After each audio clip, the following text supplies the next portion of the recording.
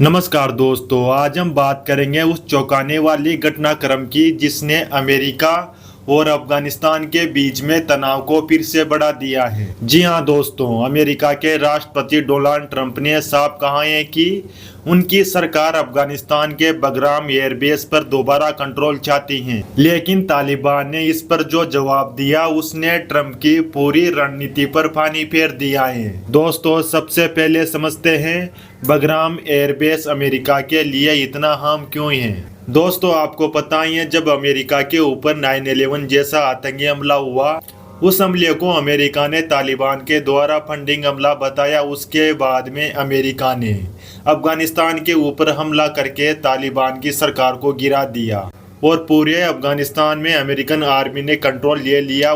उसी दौरान America Bagram airbase को डेवलप करता है और यह एयरबेस काबुल से मात्र 50 किलोमीटर दूर है। अफगानिस्तान युद्ध के दौरान यहीं से अमेरिका ने सबसे बड़ी सैन्य कार्रवाइयां की। Drone attack, fighter jet operation और स्पेशल फोर्स की तैनाती, सबका केंद्र यह बेस रहा है।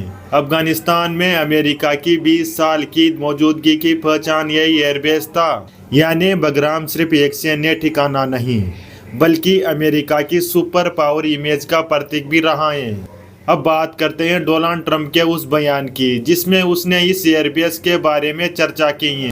उन्होंने कहा है कि हम बगराम एयरबेस पर दोबारा काम करने के लिए योजना बना रहे हैं। अफगानिस्तान और मध्य एशिया में स्थिरता लाने के लिए यह जरूरी है। उन्होंने ये भी जोड़ा है कि अमेरिका की सुरक्षा और आतंकवाद से लड़ने में यह बेअहम भूमिका निभा सकता है। यानी ट्रंप साफ संकेत दे रहे हैं कि अमेरिका अफगानिस्तान से बाहर निकलने के 4 साल बाद फिर से अफगानिस्तान में आना चाहता है।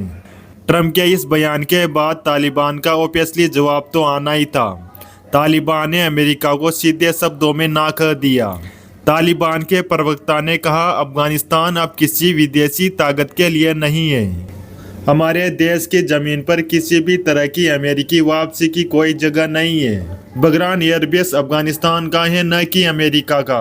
दोस्तों, अमेरिका बगराम एयरबेस के माध्यम से ईरान पर नज़र रखना चाहता है और वो चाइना को भी काउंटर करने के लिए इस एयरबेस का इस्तेमाल कर सकता है। क्या अमेरिका अफगानिस्तान से ये एयरबेस ले पाएगा, ये तो आने वाला समय बताएगा, क्योंकि तालिबान भी इतना ताकतवर है, अमेरिका से लड़ सकता है, क्योंकि अमेरिका के $80 बिलियन के हथियार वहाँ पर रखे हुए हैं।